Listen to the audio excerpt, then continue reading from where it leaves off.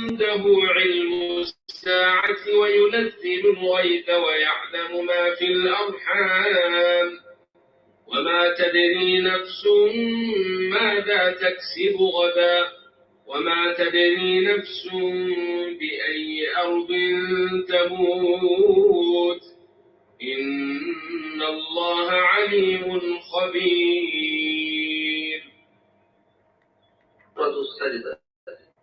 أعوذ بالله من الشيطان الرجيم. بسم الله الرحمن الرحيم. ألف لام ميم. تنزيل الكتاب لا ريب فيه من رب العالمين.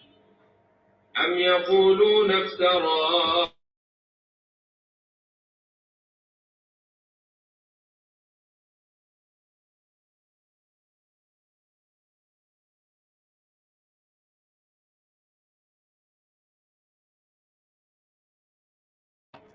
الله الذي خلق السماوات والأرض وما بينهما في 6 أيام ثم استوى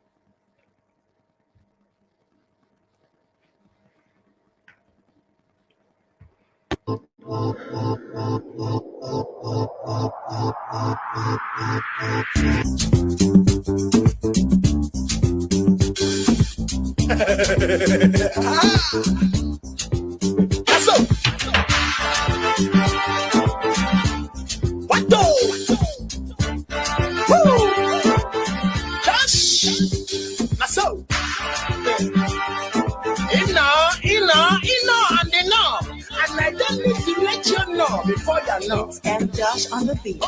When Guru never show, they say hand on show. Say that I'm in Lagos, country getting plenty doctors. Money come fly, doctor come cure. When Guru come show, hospital close. Everybody running, church shuts down. Professional doctors, ain't that go smooth. They get on show for the big man house.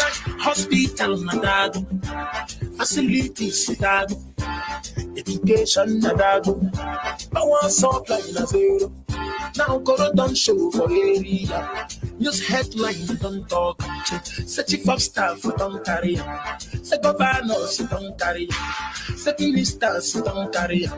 Say senators don't carry. If you like president, you don't carry. But rich and poor who suffer this thing. Hospital they no get. Facilities they no get. 9.1 billion per pocket. Professional doctors in August.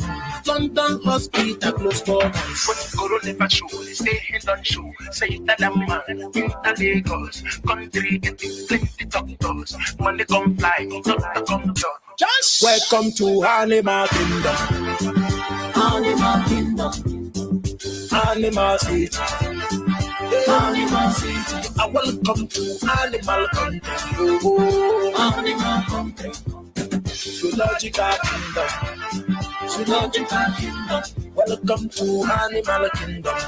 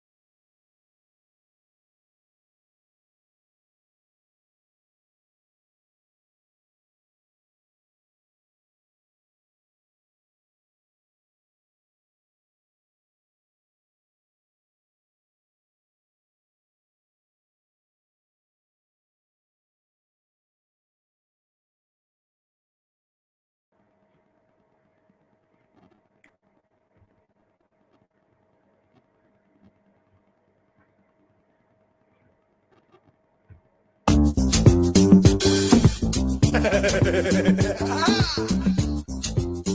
all. What do? Woo! Josh. That's all. And they know. And I don't need to let you know before you know. And Josh on the beat.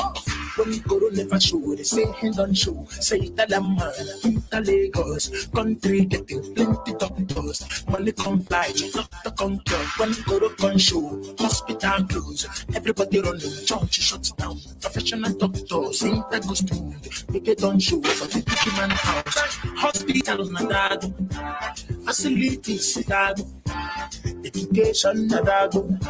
Power supply na zero. Now Kalu don't show for area. Just headline don't talk. Say chief of staff don't carry. Say governors don't carry. Say ministers don't carry. Say senators don't carry. If you like president, you don't carry. But rich and poor go suffer this thing. Hospital they no get. Facilities they no get. 9.1 billion for pocket. Professional doctors in that goes to London hospital close doors. When Kalu never show, they stay hand on show. Say that I'm man in the Lagos country getting plenty doctors. Money come fly, doctor come cure. Just welcome to Animal Kingdom. Animal Kingdom. Animal City. Animal City. I welcome to Animal Country. Animal Country. Zoological Kingdom. Zoological Kingdom. Welcome to Animal Kingdom. Animal Kingdom. Animal City. Animal City. Welcome to Animal Country. Animal Country. Welcome to Zoological Kingdom. Zoological Kingdom. Headache, worry, rich man go to America. But now we matter don't serious. America love ya again. Youth hospitals them say no. Train doctors them say no. Build a school them say no. Give us lights them say no. Security na zero. If poor man sick you like it. Poor man no get him out. Poor man no fit talk. Poor man life na nonsense. Animals everywhere. Animals get a value. Get value pass human. Then send animals to carry gun. Animals shoot people. Animals kill people. Animals murder people. Nobody for human. When Kalu never show, they stay hand on show. Say that I'm man in the Lagos country getting plenty doctors. Money come fly, doctor come cure. When Kalu come show, hospital close. Everybody running, church shuts down. Professional doctors, that goes to make it on show for the big man house. Welcome to Animal Kingdom. Animal Kingdom. Animal City. Animal City. I welcome to Animal Country. Animal Country. Zoological Kingdom. Zoological Kingdom. Welcome to Animal Kingdom. Animal Kingdom. Animal City. Animal City. Welcome to Animal Country.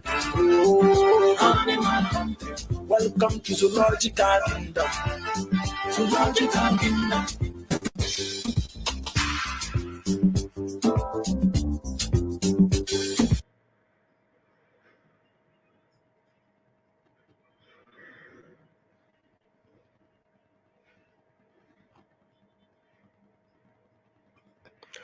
Oh yeah, thank you. Welcome to Zoological Republic. Good morning, good afternoon, good evening, good day according to your time zone. We welcome you once again today, the 22nd day of October 2021.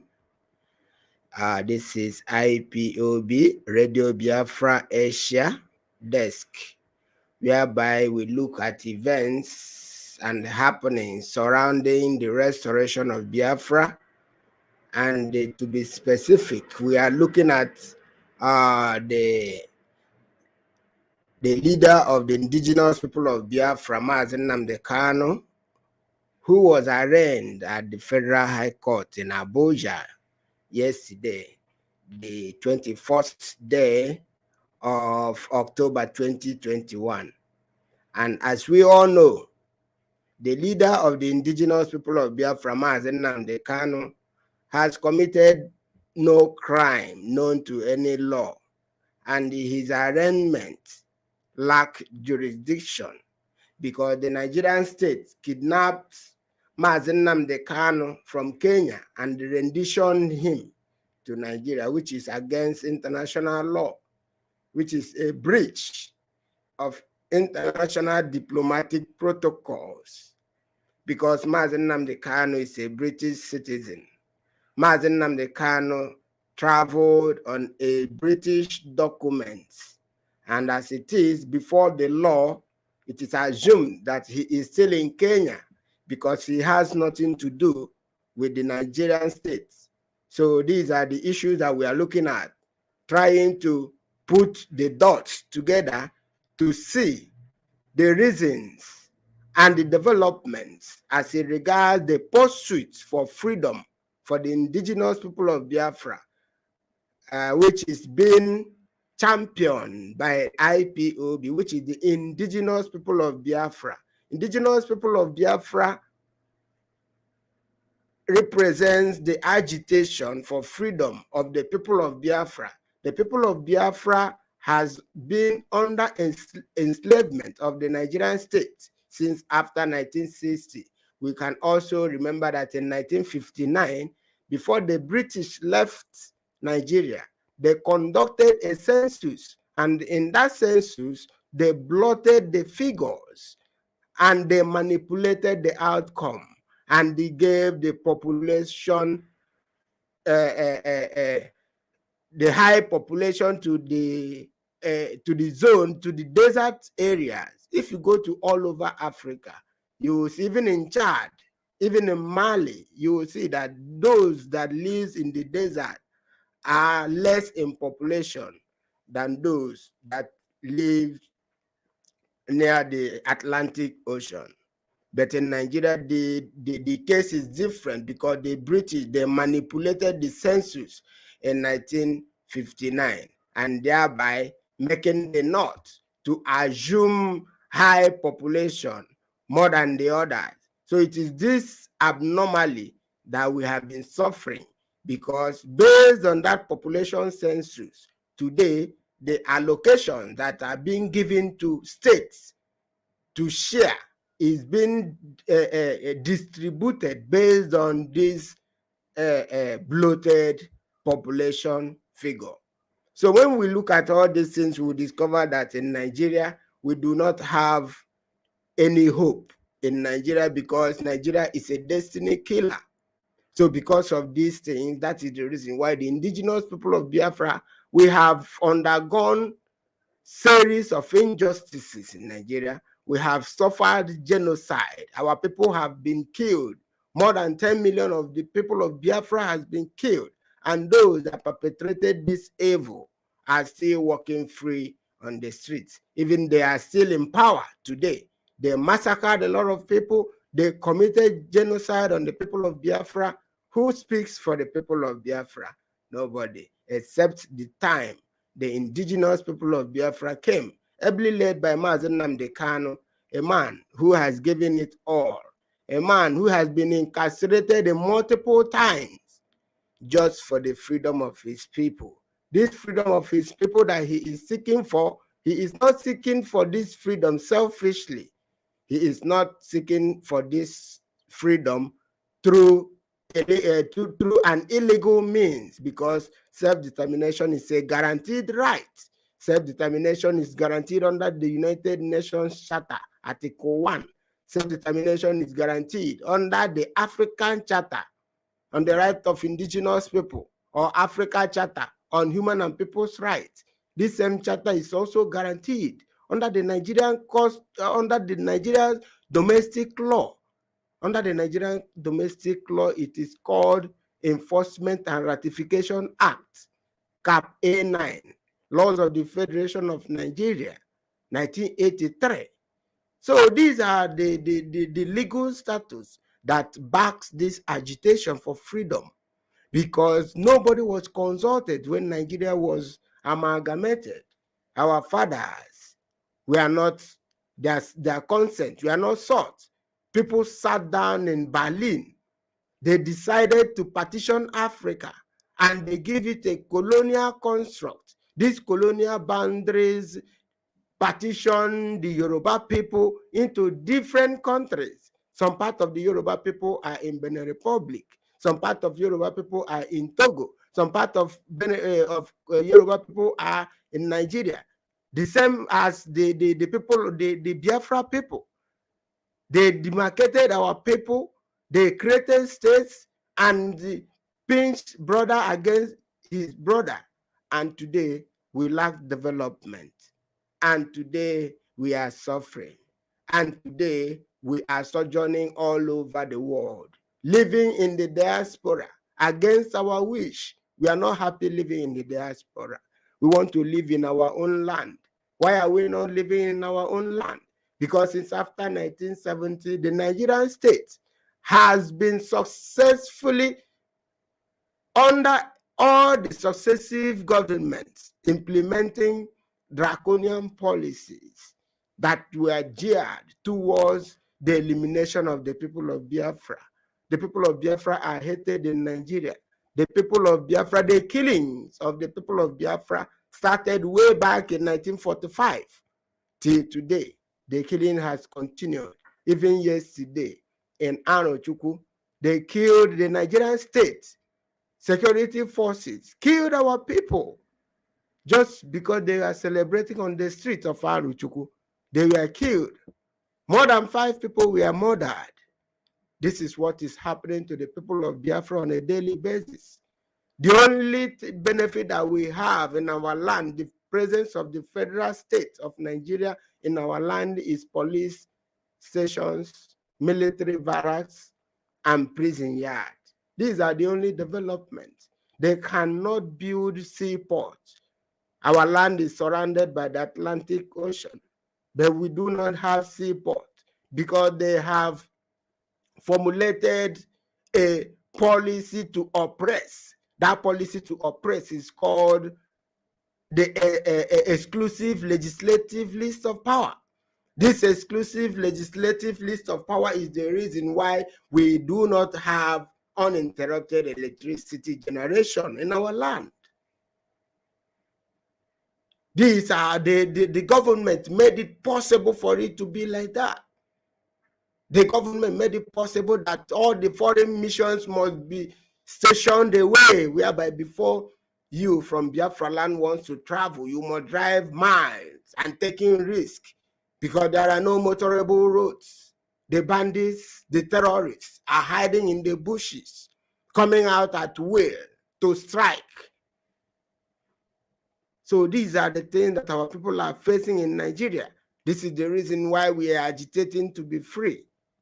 And when you discuss this, when you say that you want to be free, you want a referendum to be conducted for your people to decide. If it is in a sane society, what a government will do is to counter the narrative with practical developmental investments in the region. Look at since 2015, 2014, this agitation has been ongoing, and the government will only roll out their tanks and bombs and guns to kill, to destroy, to maim. A political question needs a political answer. The people are asking for self-determination, which is under your law. Why not counter it by policies? Win the people over. You may conduct a referendum and the people will see that you're having a good policy towards the people. They will vote against this Biafra. But in our land, in our place, it is not like that. It is just kill them, destroy them. We will crush you and we will crush you. So thank you so much for joining me today at this point in time. I want us to look at the event that happened yesterday at the Federal High Court, Abuja. We have the report that in the beginning, in the morning, a lot of people arrived, diplomats, political figures, our elders, our traditional rulers, they converged. Why are people converging in this case? Is because the people are gravitating towards the truth. Because our people say that truth is life. So the people are gravitating toward the truth because Mazi Nnamdi Kanu represents the truth. Nigeria was built on fraud. Nigeria was built on lies. And Mazi Nnamdi Kanu has come as the light, as the truth that is to counter this evil that have befallen us for a very long time now. So this is the reason why you see a lot of people, despite all the restrictions, despite the suppression from the Nigerian state, the people defy every security warning and they converged in Abuja. I thank those brave people so much. Everybody that was able to attend this court hearing, we thank you and we pray that Chukwu Okike Abiama will bless you and protect you wherever you are and lead you safely to your home. He said. So our case with Nigeria is a case of injustice, because if Nigeria is a state that guarantees justice for the people, there shouldn't have been any court case. Nigeria state should have listened to the cries of the people and conduct a referendum peacefully. Because if you go to Europe, you will see nations, what you call countries in Europe are ethnicities, ethnic nationalities. They know that divergent value systems can never work. That is what is bedeviling Nigeria today, because divergent value systems are being forced at the barrel of the gun to maintain one Nigeria. By so doing, we are seeing the results today. So the people of Nigeria, or the people heading Nigeria, they should listen to reason and stop the killing and stop the destruction of our communities and stop using the unknown gunmen to destroy our traditional rulers. We already know what the Nigerian state is playing. We already know the indigenous people of Biafra, IPOB, ESN, we are not violent. We are not capable of attacking our own people, our people that we are protecting, our people that we have come to liberate. We cannot turn around to kill them. We already know that it is the mechanism of the Nigerian state in order to see that they rope in this peaceful movement in order to justify whatever terrorist tag that they have illegally tagged this great movement, IPOB. So in Abuja yesterday, a lot of our people were there present, including let me first of all see what this man said. Then we can.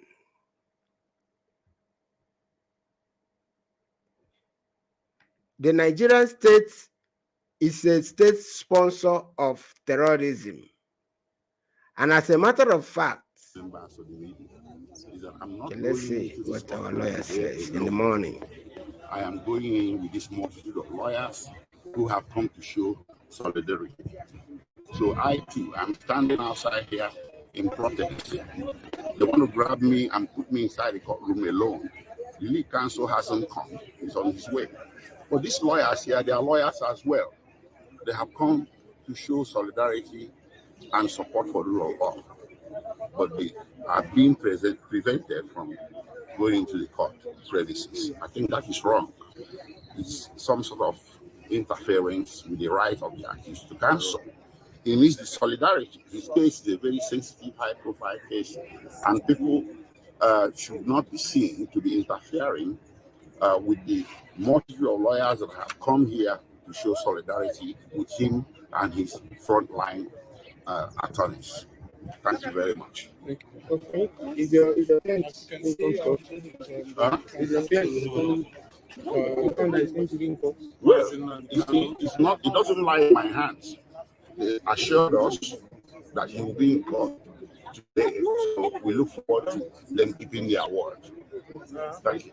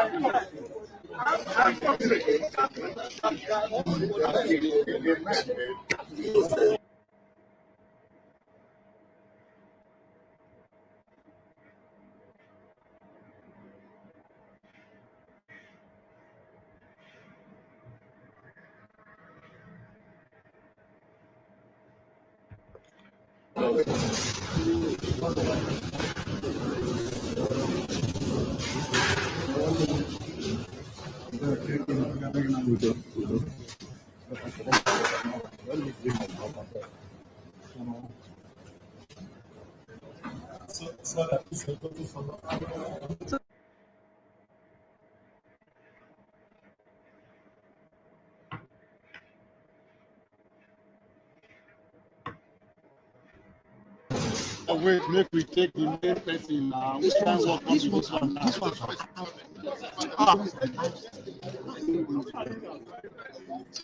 Let us wait for it.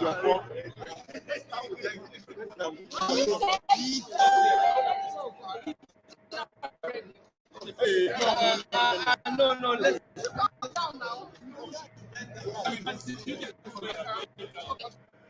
Okay, now we have seen there were a lot of people that attended this court case, including the former Anambra State Governor, Dr. Chukwuemeka Ezife.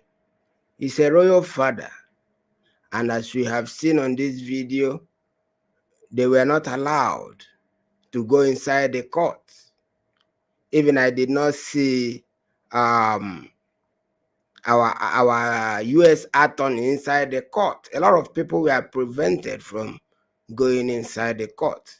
This has been the Nigerian way, the way they continue to violate the rights of the indigenous people, especially the indigenous people of Biafra, because there is no law preventing families or loved ones from attending court sittings, because in as much as it is a public court and there is no secret trial on this case, lawyers that were prevented from going inside the court is wrong, because there are a lot of lawyers that came in solidarity to the lead counsel of our leader, Mazi Nnamdi Kanu'S, and they were prevented from going inside the court.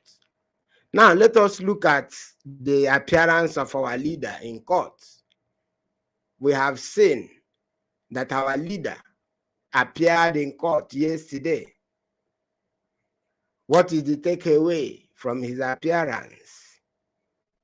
What do we understand? What is the way forward?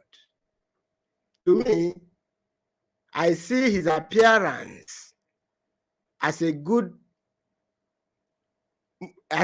thing for us, the IPOB family, because, number one, his appearance in court shows a proof that he is alive. That is number one. Before we go into the case itself, because we all know that there is no case for our leader Mazi Nnamdi Kanu, because they have been holding him for a very long time. He was there in 2015 when he was held for 2 years. They couldn't prove anything in court. And now again, he is here with them again, and they have no case against him because self-determination is guaranteed under the Nigerian law. So because of that, his appearance in court is just to douse tension in our own family, which is IPOB, because so many people were being indisciplined because they were doubting that is it true that this order, these instructions that are being given by the leadership of IPOB, whether it is really from our leader Mazi Nnamdi Kanu. Some people were saying that he is under duress, and because of that, they were committing lots of insubordination. They started disobeying orders. They started talking down on the leadership of IPOB. So to me, his presence in court will now send a message to all those people that we must be very, very careful about blackmailers. So many people, they will come to blackmail us. They say that they don't believe that he's the one in the court. Someone told me that the video that I played now, that where he was being brought into the court, that it is an old video. I don't know how it is an old video. A lot of people will hide under one word and use it to disobey the command and the orders of the leadership of IPOB. We should desist from that, because our lawyers are trusted people. These are people that have been there for our leader for a very long time. These are people that have defended IPOB. Since 2015, our leader was incarcerated in Nigeria till today. There has never been any court, any competent court anywhere that has convicted any IPOB family member anywhere. Why? Because what we are doing, we are not committing any crime, because self-determination is not a crime. And also the people, the indigenous people of Biafra, IPOB family members worldwide, we are a disciplined organization, a disciplined movement, a people that have come together to donate whatever they have to see that our people are freed. Nobody in IPOB that is being paid. What we are doing is a voluntary work for ourselves. We are not doing it for anybody. We are doing it for ourselves. So that is the reason why there is nothing like power tussle. Some people, they will say, oh, they are looking for position in IPOB. What position will you practically want to have in IPOB, when we know that whatever we are doing here is voluntary? You put yours, you put your money, you put your time, you risk your life, because you know the importance of freedom, because you know that without us doing all this, nobody will do it for us. So his appearance in court is very, very good for our people to know that he is alive, for our people to know that whatever instruction that comes from the leadership is really a representation of our leader. So that hasn't been said. That has been said. The next move now is for his unconditional release. First thing first, we have seen that he's alive. We have seen that he needs medication. That is the truth. So the Nigerian state is trying to play a kind of defensive and placating mind game on the people of Biafra. That is the reason why you see the way they presented him to the court.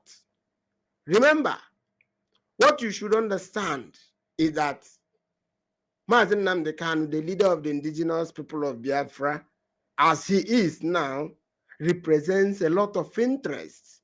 The interest that he represents is not just the people of Biafra. He represents interests internationally. He represents interests in Africa. So because of this, the Nigerian state knows what is to come.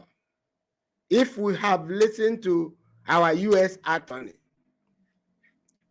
I will play that video again, because I want us to understand something on this. There is something this our lawyer said, and that is the area that this movement is moving toward, because I believe that our focus now is more or less outside the Nigerian court now, because our quest for Biafra freedom is what we are looking up to now. Let us listen to what our lawyer says here. So I want to express those sentiments that feel welcome from the United States. Before I arrived in Abuja, I spent some time in Geneva, where there's a working group on arbitrary detention. It's a 5-member group that's a unit of the United Nations Human Rights Council. He said that before he arrived in Abuja, he attended a convention in Geneva. And it entertains applications on behalf of persons who have been arbitrarily detained under international law. I submitted an urgent action application on behalf of Nnamdi Kanu, identifying all of the elements of arbitrariness in his current detention, including, for example, his denial of access to counsel, which is triggered the moment he is detained. And so you've all heard from Ejiofor that he was denied counsel even when he was first brought into court. But that's not the only denial of detention rights. It seems quite clear, based upon the history of his detention and the struggle for Biafrans through peaceful means to secure a separate sovereignty, that he was singled out because of his ethnicity, his membership in the Biafran community, which is a discrimination prohibited specifically under international law, and indeed also under the Nigerian constitution. If you read the counts in the complaint, now 7, come at the 11th hour, which is quite irregular. Ordinarily, you accuse someone a few days before trial. They consist of activities that are commonplace for all sorts of Nigerians. And why is Nnamdi Kanu the only one charged with such extravagant crimes as treason, levying war against Nigeria? But in addition to those violations of international law, the fact that he was kidnapped, he was tortured, he was extraordinarily renditioned to Nigeria without any due process of law is also illustrative of the arbitrariness of his detention. And you can think of the irregularity by contemplating the following. At the time that he was delivered from Kenya to Nigeria, he had not even been charged with 4 of the 7 counts that are now laid against him, that were not advanced and articulated until last week. He couldn't possibly have been extradited even for legal means. Under the urgent action process in the working group, the Nigerian foreign minister was immediately notified of the allegations in our complaint. In an ordinary case, there's 60-day response time, but because there's a jeopardy to Nnamdi Kanu's health, including the lack of access to professional medical care, it's on a fast track. If the foreign minister responds, and at present he is not, then I will be permitted an opportunity to answer. But the working group is endowed with authority to make final definitive pronouncements on international law. And the Nigerian government is a signatory to the critical documents, the International Covenant on Civil and Political Rights and the Universal Declaration of Human Rights, which bind the government of Nigeria to adherence. And a pronouncement by the working group of arbitrary detention would be a critical weakness in the movement for even a trial for someone who has been illegally captured and delivered. It is a fundamental principle, a universal principle of law, domestic and international, that the government should not be able to profit from its own wrongdoing or criminality. And if you permit governments to kidnap and torture and then try persons illegally, you're then emboldening governments to serve as kind of vigilante justice, running around all the world, capturing any of their dissidents with no due process and bringing them back to trial. After I completed my work in Geneva, then I traveled to Athens. I'm working with the foreign ministries of Greece and Israel. I didn't get to Israel because of some glitch in COVID-19, but I hope to travel there after this Abuja visit terminates, to sue the government of Nigeria in the International Court of Justice that sits in The Hague. The International Court of Justice is not like the International Criminal Court. The International Court of Justice only entertains suits between nations. Most recently, in a case very similar to the one concerning Nigeria, the Gambia sued Myanmar in the International Court of Justice for genocide against the Rohingya, and they won early court battles. So the nations bringing suit don't necessarily have to be the ones suffering from the wrongdoing. And the International Court of Justice has a history of trying genocide cases, stemming back to the wars that erupted after Yugoslavia disintegrated, Serbia, Croatia, Bosnia, Herzegovina. Now, there are 9-year terms for 15 members of the High Court that sits in the International Court of Justice, but we think this is important to have a platform that exposes the daily horrors and atrocities that are inflicted on peaceful civilians in the Southeast. I want to underscore that this issue of the upheavals and strife in Nigeria are not intended to point one group against another. The idea is to make everybody better off. There's not enmity, there shouldn't be enmity between the Fulani, the Biafrans, the Yoruba. We can work towards a process where everybody in the long run benefits. And I think one of the models that can be utilized in terms of peaceful way in which to reorganize the Nigerian dispensation that benefits all is Czechoslovakia. After the Cold War ended, they had the Czechs and Slovaks were all under one umbrella, Czechoslovakia. But they decided they simply had different histories, different ethoses, and they needed to separate peacefully, which they did, separated the assets and the liabilities and whatever. So there's no reason why there has to be violence, even if there is a change in the structure of Nigeria. And I want to conclude by welcoming everyone who's in attendance here, and this the wonderful legal team that Nnamdi Kanu'S put together. I'm proud to be a part of. Yes, this is what I have been trying to look at from what the lawyer is saying. He said that before he arrived in Nigeria, he went to Switzerland and other places. And he also filed some paper at the appropriate places. So what I'm taking away from what he is saying here is this. The people of Biafra suffered genocide. And the suffering this genocide, nobody has been brought to account since 1970 till today. And now the issue of the injustice and the genocide on Biafra, including the extraordinary rendition of Mazi Nnamdi Kanu'S, the leader of the indigenous people of Biafra, who is championing the cause of these people that have suffered genocide.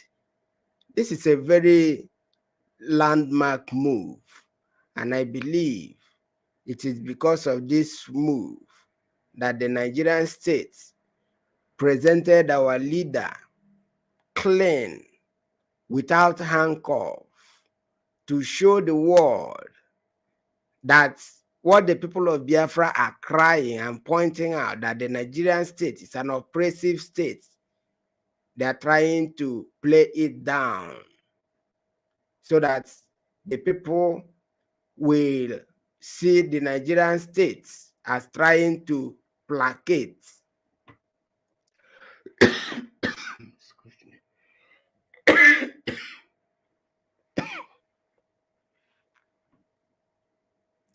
So, with this new development now, it shows that our U.S. attorney is proceeding to the International Court of Justice, which is a very good move.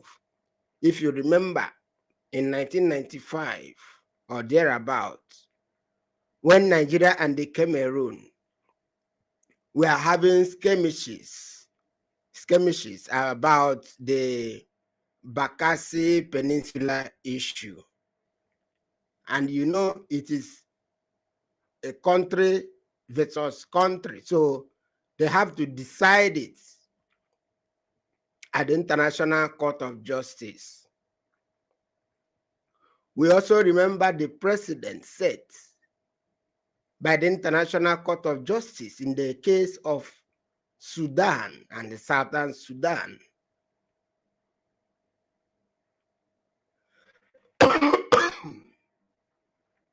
We remember that in the Darfur region of Sudan, the state of Sudan committed genocide there. And because of this, the issue was brought to the International Court of Justice. And it was there that a decision was arrived at for a referendum to be conducted for the people of Southern Sudan to be free. And today they are free. So today, our U.S. attorney is taking the issue of Biafra, the injustice and the genocide, to the International Court of Justice, because Kenya and Nigeria has breached international law by committing extraordinary rendition on our leader Mazi Nnamdi Kanu, who is seeking for self-determination, which is a guaranteed right under the international law and the domestic laws of Nigeria. So, if not because of this extraordinary rendition, it would have been very, very difficult for the issue of Biafra genocide and injustice to be discussed at the International Court of Justice, because IPOB, which our leader Mazi Nnamdi Kanu is leading, is not a state actor, therefore do not have that judicial power to sue Nigerian state or any other state at the International Court of Justice. So now this extraordinary rendition of our leader has brought that opportunity for that issue to be discussed. So it is a very good development, of which we, the IPOB family all over the world, we must be looking above the Nigerian state, because the Nigerian state has proven that it do not respect the rule of law. So this fact has been established by events that has happened since 2015.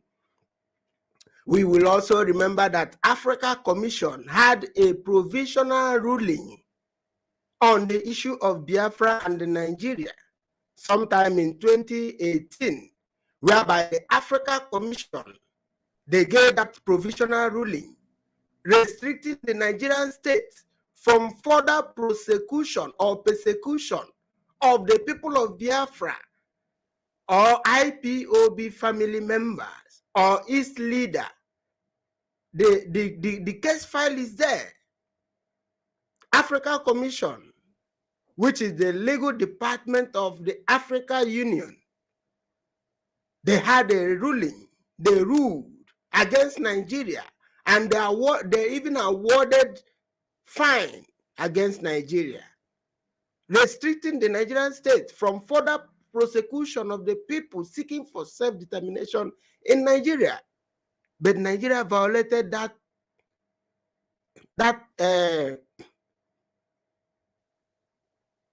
ruling from the Africa Commission. So, from all indication, Nigeria doesn't obey her own law. From all indication, Nigeria doesn't respect the treaties that they have engaged, that they have signed, that they are obligated to obey. Therefore, the people of Biafra have every reasonable stand to stand on this case at the International Court of Justice. So what the people of Biafra, not only the IPOB family members or everybody who is a Biafran, must stand up now and support IPOB financially, join the family and contribute so that you'll be part of it and see how these funds are being utilized. Nobody is being paid within the family. We contribute this money to execute our projects. So every Biafran all over the world must join hand now and support this move so that we will go to the International Court of Justice and decide this issue with a referendum. Then we will go home and vote. Those who want to be part of Nigeria, they can be Nigerians. Those of us who want to be Biafrans will become Biafrans. So whoever that wins, then the other party will join the bench. That is how it's supposed to be. These are the things, if we are following it, this is how it's supposed to be. IPOB has opened the way. IPOB is leading the way on the right direction. So these are the things that we must understand. These are the things that we must take from the whole thing that is happening. IPOB, we are winning. Number one, the presence of our leader has solved our internal problems. Number two, the next move now is beyond the Nigerian states. The next move now is beyond the Nigerian courts. Why are we following this Nigerian court? Is for us to have a ruling. Not that they will obey the rule. Not that the rulings will give us Biafra. No, it is just to put it on record so that when we get to any state that we go, we can cite those rulings. Because any rulings given by the competent court in Nigeria will be seen as an evidence in wherever we are going to present the issue or the case for Biafra to be free. So that is the reason why we are following these things. We are not following the court processes in Nigeria because we are going to get justice. We are not following the court processes in Nigeria because they obey the rule of law. We are not following the court processes in Nigeria because we are going to get anything positive for Biafra freedom out of it. No, we are following it to advance the cause of the Biafra people. We are following it to move on towards where the case will be decided internationally. Nigeria have no power if a competent International Court of Justice decide tomorrow that there must be a referendum for Biafra people or for any other indigenous people that are there. Nigeria have no power to stop that. So we must stand with IPOB and push this towards a final conclusion, which is our freedom. So this is what I take out from this. There is nothing else. All other things that happened at the court yesterday are just a mere fulfillment of the process. So let us hear what our lawyers said after when they came out from the courtroom yesterday. So IPOB, we are winning. We are not shaking. We should encourage our people.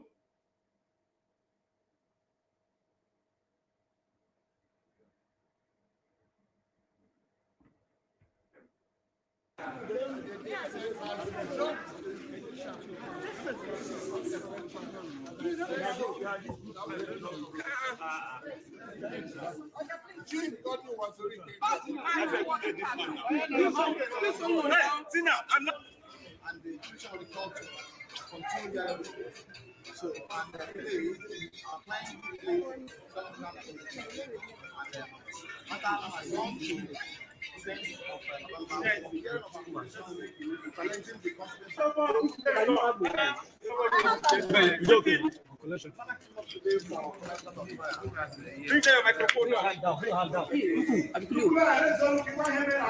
the attorney operations have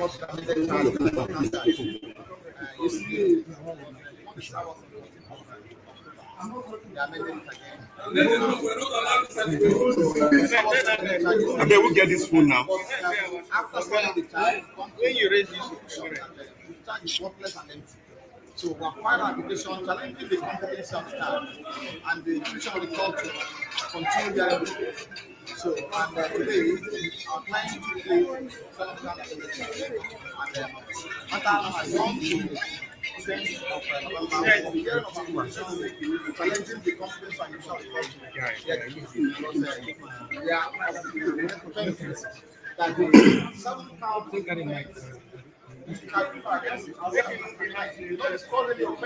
They block everything.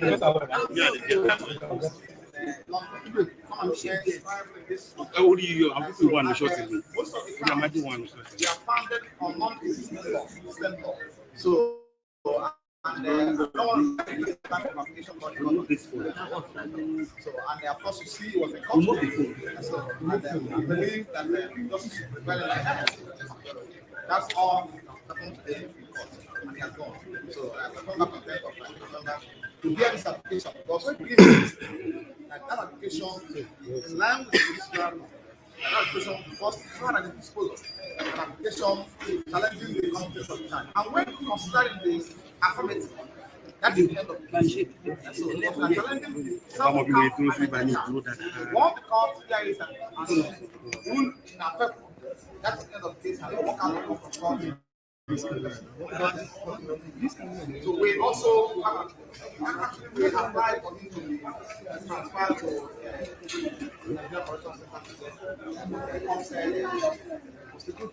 I want him to stay here.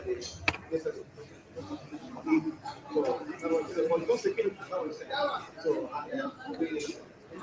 don't about the end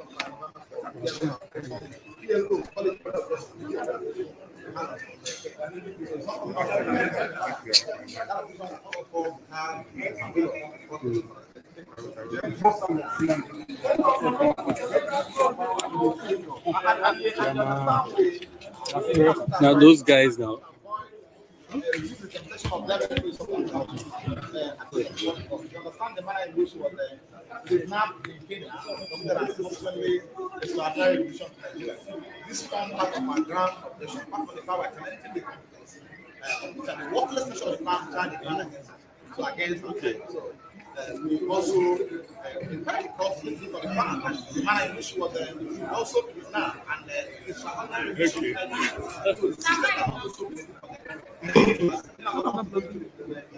substantive application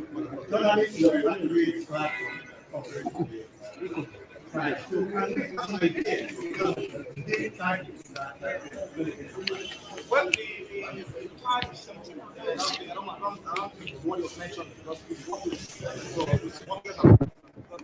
we can't charge has no basis in law. We can't find a charge that has no defense. The pass of evidence has no connection with the charge for the court. So I don't want to give it by mentioning the charge for it means I am giving it credit. However, I also mentioned to the court the fact that the parents were prevented from participation and lawyers too. And I also registered as pledge of the defense team because people should also not only and also tell you what exactly how it went and what you saw in court. So I believe it can happen. Yes, I think so. Thank you.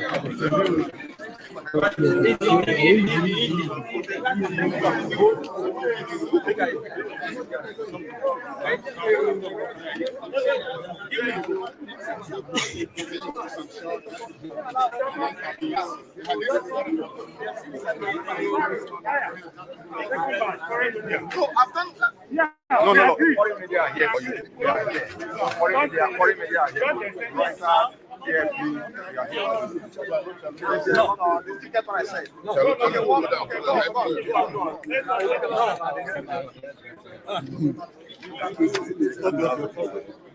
Okay, Thank you.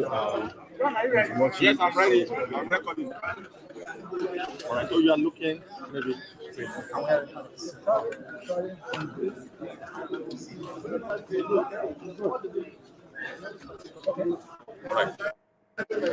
Okay, so what I'm trying to do? Your full name first. My name is Ifeanyi Ejiofor. The matter came up today for commencement of hearing. So, and yesterday, the SAR was amended 7-count charge, and which we consider frivolous and unfounded. And what was separate for this thing? And we filed an objection. 36-page objection to the charge. The file has served the federal government today.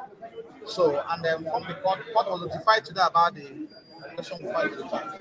And in line with Western practice and procedure, the court will first of all take an application challenging its powers to continue to hear the matter before taking further steps. So, however, it took place with the 7-count charge today. And the hearing on application challenging the competence of charge, urging the court to dismiss the 7-count charge and acquit our client at the charge is coming up for hearing on the 10th of November 2021. So on that day, we are going to go deep into the substance of the charge and also application we filed challenging the on 26 grounds application challenging the competence of charge. So that's it. Okay, sorry, you also understand that the court gave the order that 3 people of his. So the order before now, the court made an order that 2 persons, lawyer and relatives visited. But that order has been relaxed today because we explained to the court our predicament and also the predicament of his friends who want to save him. So he has been refused denied access to him. So that has been relaxed and has been resolved today. The court said 3% can save him, both his friends and everybody. Once we are involved and provide the person and submit the tender. So it's no longer limited to his relatives or lawyers in law. Anybody once we are what we consider you somebody relevant to him, you can say. Sorry, let me explain something too. You know, my friend has been trying to shy away from telling us the charge. That yes. My name is Nnamdi Kanu'S. It is so laughable. One of the charges is that Nnamdi Kanu called Buhari an idiot, a pedophile, and an evil terrorist. It is because of this kind of thing that the whole of Abuja was blocked today, denying motorists from moving around, denying lawyers from going to court, denying citizens of Nigeria from enjoying freedom of movement, just because they claim that Nnamdi Kanu called Buhari an idiot, a pedophile, and an evil terrorist. I mean, is it not laughable? Is it not laughable the reason why the entire Abuja was kept on standstill? Because of stories of this nature that I feel is so flimsy, so laughable, so ridiculous. So these are the kind of charges. If we tell you the order is so laughable, it's like child's play where children play on the sand. Calling that you call somebody an idiot, because of that they mobilized the entire security outfit in Abuja, blocked the entire road. The whole road in Abuja was blocked today because of this kind of incident. So it's so funny. It's so funny. Thank you. It's unfortunate.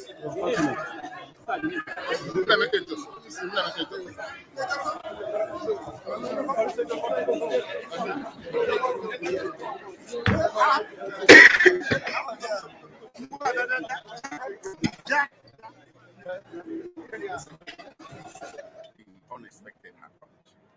An application to transfer a detainee from administrative detention to prison detention is usually an application of course. It's often made only by lawyers in court, in open court, and it's very easily granted. It's not a right because of the sensitivity of the case. Yet, the judge denied the application. Anyway, citing security considerations that were raised by the government. Fine. So that's how this one turned out today. So he took a plea of not guilty to the 7-count charges right there. And the matter was set down for motion hearing again. The motion challenging the jurisdiction of the court again on the theory of extraordinary regulation. And if jurisdiction of the court fails to stick, the case is over. If he sticks, then we proceed to move the next motion, which is for bail. Okay, so when he came into the court, how was he looking? Well, he was looking upbeat and strong and healthy, and looking forward to having his day. He wasn't looking unhappy. I think I took a which I can send to you that will tell you everything you know about his demeanor. Thank you, sir. Thank you. I didn't send the picture to you. I saw it. Okay, I did. He didn't say it. No, I They took him from behind.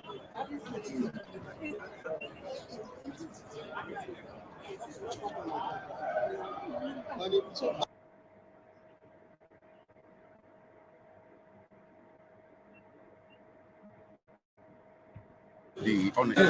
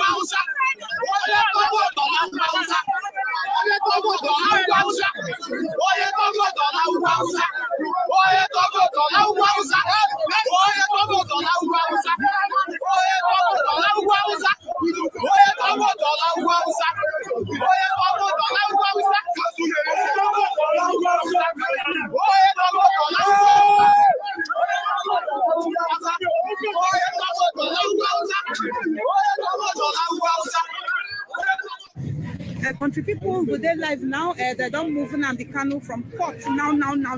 They just move and now. And as I see on this live video, the security personnel, they follow Nnamdi Kanu. How they carry out come out now? They come out for this place. They just move now. Split seconds ago. Now they move Nnamdi Kanu from court.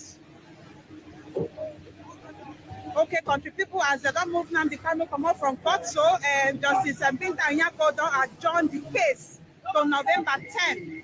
So now November 10, 2021, now they will continue hearing of the Nnamdi Kanu trial for the Federal High Court Abuja. As they tell them before, they don't move Nnamdi Kanu from court, and all the security people, they go. That one be say the trial for today don't finish. So Justice Binta Nyako, where they in charge of the case, don't adjourn the case to November 10, 2021. So now for November 10, now we will come back here, people will come back here to come continue the Nnamdi Kanu trial.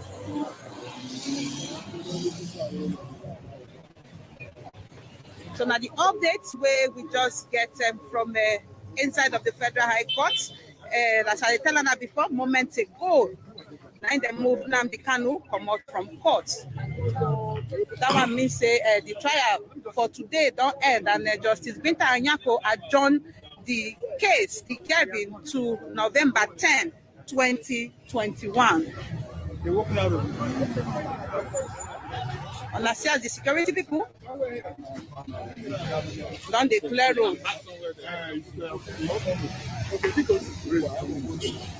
All of them don't clear road already.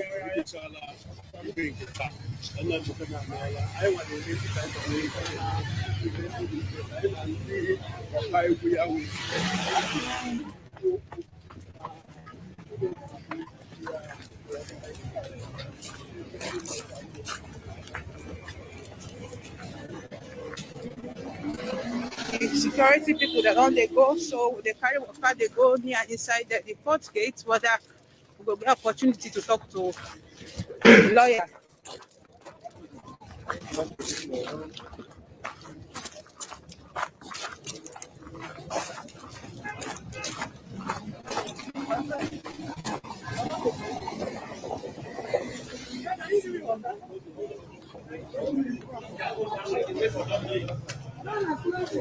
No, we are going in for interview. They're taking him out. We are just this.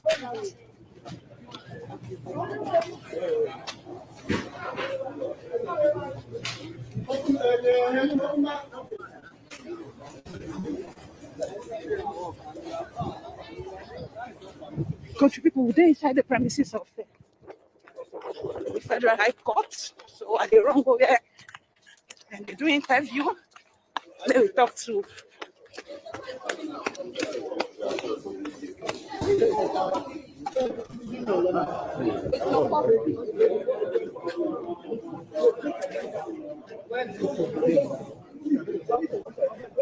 so country people now the premises of the Federal High Court with this, and will they wait for the lawyer to come talk to press.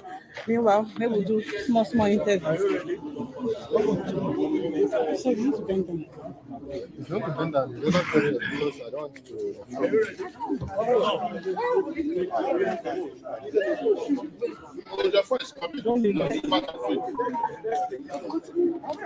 Are you ready?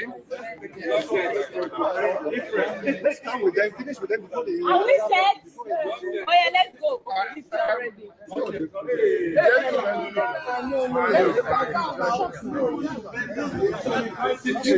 I am Chief Goddy Wazurike. I'm a lawyer, and this is the Ezib of Abuja. Igbo 1. We are here representing Ohanese. See, we were here the last time. Many people will not get this shot. Let us arrange ourselves. We were here the last time. Let's arrange ourselves. Because many people are not getting this shot. No, I don't say because we are getting it. They're not pressing it from the back.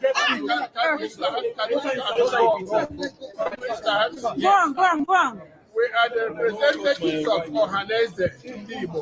The Professor Obiozo led group directed us to come over here and be present in court and see what is going on. The last time this matter came up, we were there and we announced our appearance. Today, DSS stopped us from appearing here today. DSS stopped the Hanese delegation. So our legal team could not even attend. We were kept outside. And as far as we are concerned, this is a secret trial. It's a deliberate ploy to stop us from taking part in this trial. And we, the Hanese, we condemn it totally. This is a constitutional democracy and the judiciary must be independent. We say without any fear of contradiction that the DSS has usurped the judiciary. This is not a fair trial, and I say so without any fear of contradiction. Thank you. Oh, yeah, please. Chief Godwin Wazirike, I'm a lawyer. His Royal Highness. Please sign your phone. His Royal Highness. Since I can't have like this. But the people, the lead council, don't they come now? Don't they come now? Roger, now. Who are you? Who are you dragging like that? Who are you talking to like that? Who are you? Roger, are you? Why are you shouting? You are okay. You are okay where you are. You are not okay. You are not okay. Are you doing it? Okay. Okay. Are you doing it? You are not okay.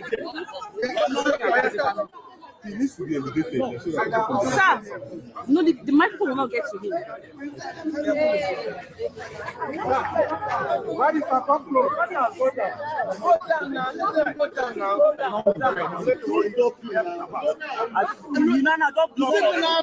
Why you entering now?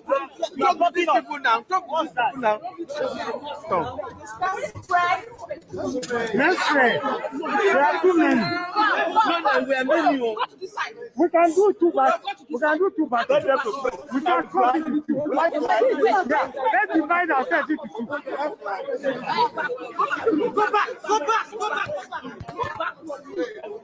I'm coming. Arrange yourself. See, go back.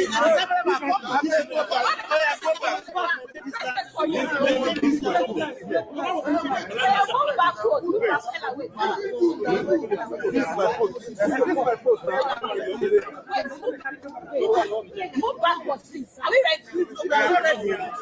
Remove your camera.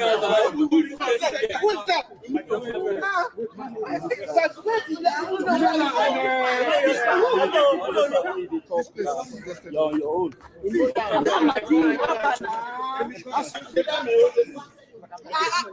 This is so nice. You're telling me what? If you point me again, I'll slap you for telling me that. How can you put time on me? I want to bend down to hold my phone. You slap me. How can you tell me that? I'm not feeling anything. One of you can hold the microphone for the other person. Okay. Simple. You're telling me nonsense.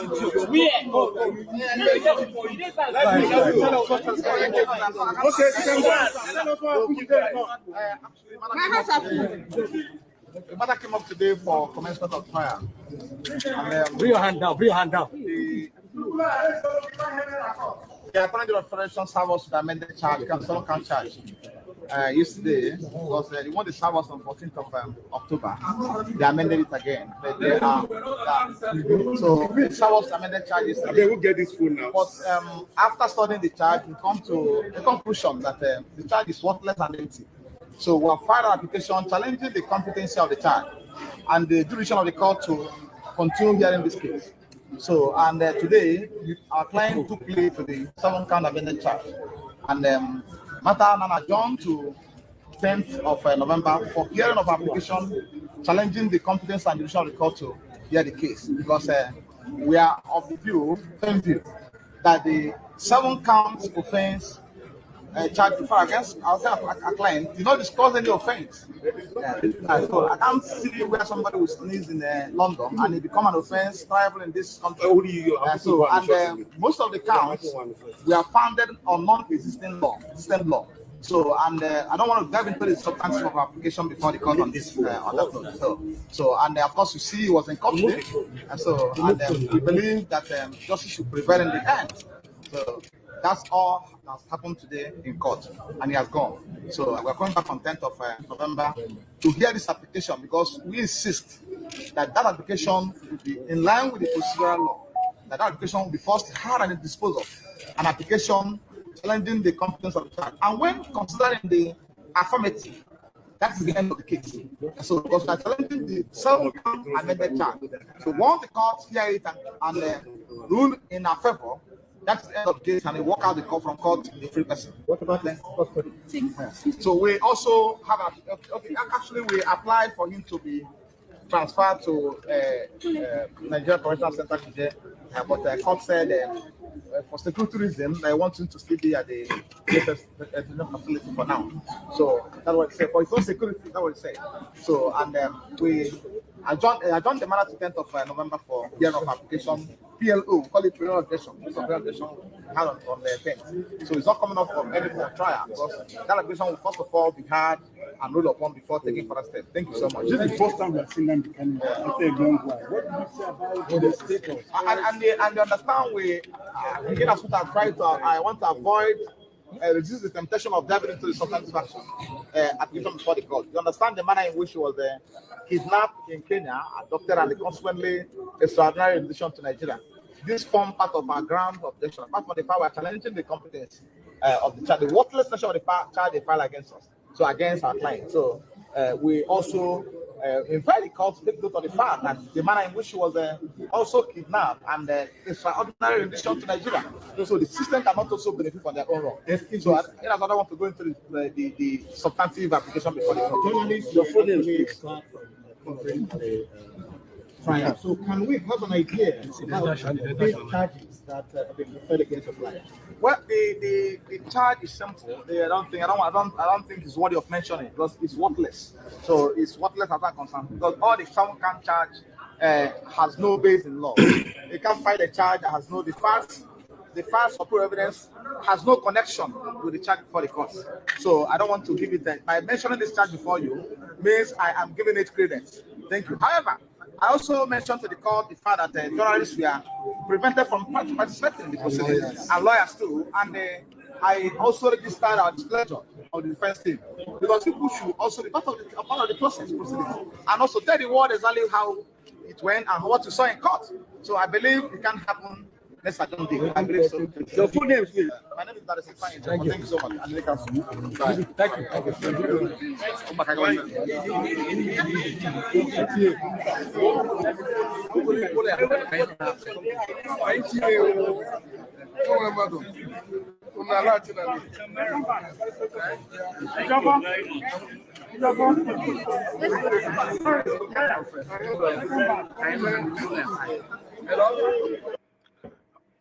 All right.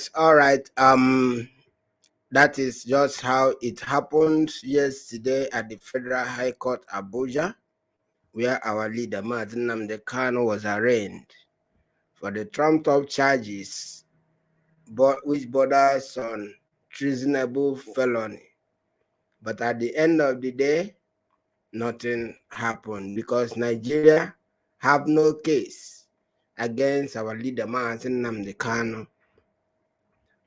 Nigeria have no case against the indigenous people of Biafra. They have no choice but to let the people of Biafra to decide our destiny through a referendum. We saw Ifeanyi Oba, the politician, going to the Federal High Court, all in a desperation for them to have their way in conducting the Anambra selection, which they call election. We know that elections doesn't count. We have been voting since 1960 to date. We have no development in our land. We do not have electricity. We do not have industries. We do not have factories. Our land is dilapidated. Aba is left to be in a ruin state. So all these things, we don't have rehabilitated federal routes or internal routes in our states. All these things is as a result of the fact that the system of Nigeria is flawed. The system of Nigeria was conspicuously skewed against the people of Biafra. That is the reason why we are seeking for self-determination. We can recall that some time ago, some of our people who are in the National Assembly, they proposed a bill which they call the Southeast Development Bill, and that bill was rejected. And a few years ago, we also saw the Minister of Transport, Chibika Amechi, constructing railways all over Nigeria. They constructed railway to Niger Republic, from Nigeria to Maradi in Niger Republic, but none was constructed in Biafra land. None was constructed in the riverine areas of our land. They constructed in Kaduna to Abuja. Today, yesterday, the terrorists that is ravaging the northern part of Nigeria, they bombed this train that was conveying people from Kaduna to Abuja. They bombed it with explosion, with explosive device. And today, the National Railway Corporation of Nigeria has decided to stop the railway activities in that part of the world. All these terrorists that are killing people, some time ago, they shot down military jets. They are still called bandits.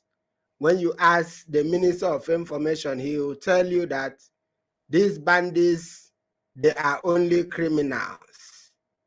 But we, the people of Biafra, asking for self-determination without any criminal intent, we attack terrorists, we are hounded and killed. So these are the atrocities that we want to stop. These are the atrocities that have ravaged our land. It is imposed because of the agendas of the Fulanis. These are the reasons why we agitate to be free, because the center can never hold. So we are asking our people to be focused, to look upon the ball. We should never be distracted by the blackmailers. At least we have seen our leader. We have seen that our leader is alive. We have seen that our leader has been giving us instructions through our legal representatives. So we have no moral right to doubt them. We have no moral right to doubt the veracity of whatever information that they pass on to us. That is the reason why we must be disciplined. That is the reason why we must contribute financially to see that we support our legal representatives, to support all the litigations that we have initiated in so many jurisdictions of the world. So these are what we are asking our people to do. We must remain focused, because without the leadership of the IPOB, we wouldn't have arrived where we are today. The world is shaking. Nigeria has been destroyed completely, because Nigeria was never created for the indigenous people. Nigeria was created for self-destruct. So as a result of that, we must do everything within our power to see that we extricate ourselves out of this quagmire, because Nigeria has killed us a lot. Nigeria has stifled our development. Nigeria has made us to become sojourners all over the world. This is my message to you today. As we have seen what happened in the court yesterday, and we have seen the outcome, we have seen what we should take home, and we have seen where our focus should be lying on. So thank you so much for being with me today. Today is a Friday day here. For those who are going to pray, I thank you. I remain Mazi Kalu, coming to you from IPOB family in Asia. This is still Radio Biafra Asia Desk, where we discuss the events surrounding the Biafra people living in Asia, where we discuss the events the updates, the developments surrounding Biafra restoration and the developments surrounding IPOB, the indigenous people of Biafra worldwide. Thank you so much and have a wonderful day as we have a date with our leader once again on the 10th of November 2021, whereby he is scheduled to be at the court once again. Thank you so much and God bless